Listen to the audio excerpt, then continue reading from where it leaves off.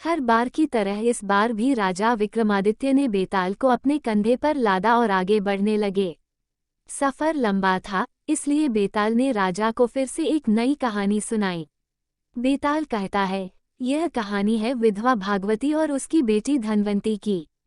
भागवती के विधवा होने के बाद उसके पति के रिश्तेदार उसका सारा धन लेकर भागवती और उसकी बेटी को घर से निकाल देते हैं।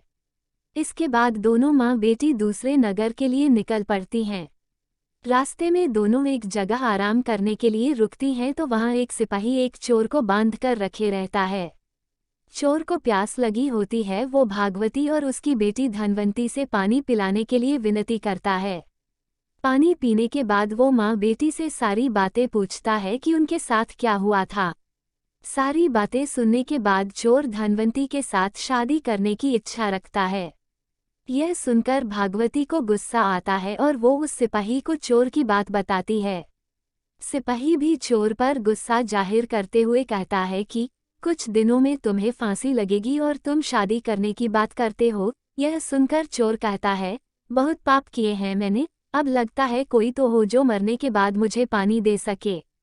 मेरा कोई बच्चा नहीं है, मैं चैन से मर भी नहीं सकता, भूत बनकर भटकूंगा मैं। यह सब सुनने के बाद सिपाही वहां चोर को बांधकर आराम करने चला गया।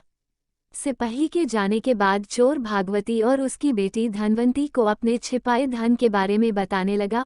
उसने कहा, अगर आप अपनी बेटी धनवंती की शादी मेरे साथ कर देंगी तो मैं आपको अपने छिपाए धन के बारे में बता दूंगा।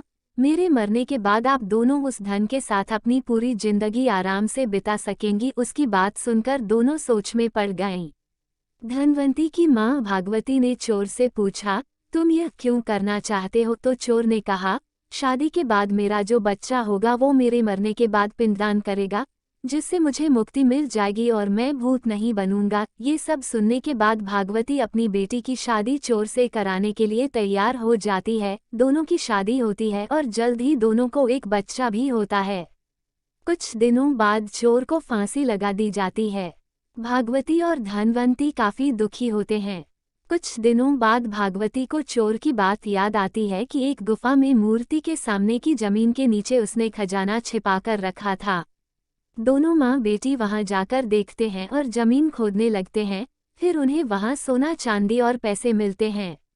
धनवंती फिर भी दुखी रहती है और कहती है, अगर पैसे नहीं मिलते लेकिन वो जिंदा रहते तो मुझे सब कुछ मिल जाता। भागवती बेटी को समझाते हुए बोलती है कि अगर पैसा है तो सारी खुशी मिल जाएगी। उसके बाद दोनों माँ बेटी एक नए शहर जाकर खुशी खुशी अपनी जिंदगी बिताने लगते हैं। कुछ समय बाद भागवती की सहेलियां धनवंती की शादी कराने को लेकर पूछने लगती हैं।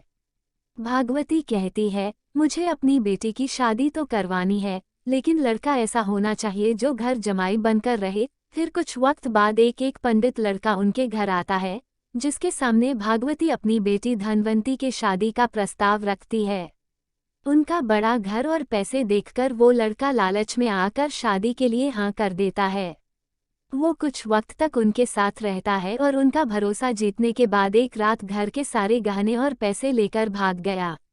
इस दुख में धनवंती की माँ भगवती की मौत हो गई और धनवंती गरीब और अकेली हो गई। उसके बाद वो उस शहर से अपने बच्चे के साथ दूसरे शहर निकल पड़ी। समय बीतता गया और धनवंती किसी तरह अपना गुजारा करने लगी।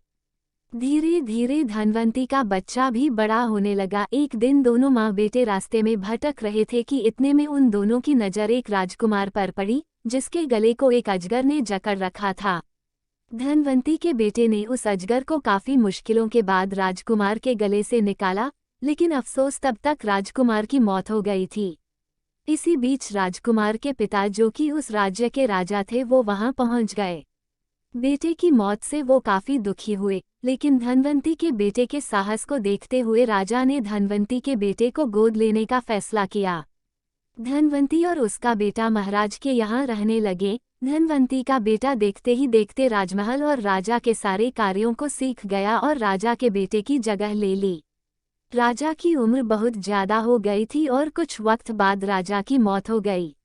राजा ने मरने से पहले धनवंती के बेटे को सारा राजपाट सौंप उसे राजा बना दिया।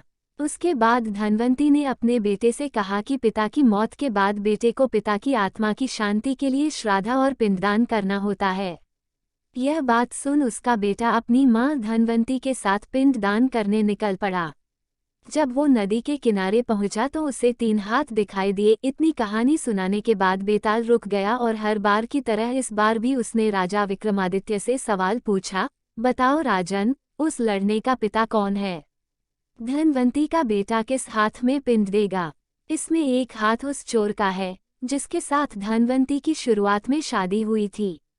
दूसरा हाथ उस आदमी का है जिसने धन की लालच में धनवंती से विवाह किया था, और तीसरा हाथ उस राजा का जिसने धनवंती के बेटे को गोद लेकर अपने बेटे की तरह रखा था। विक्रमादित्य ने जवाब दिया, उस लड़के का पिता वो चोर है जिसने धनवंती से पूरे रीति रिवाज के साथ शादी की।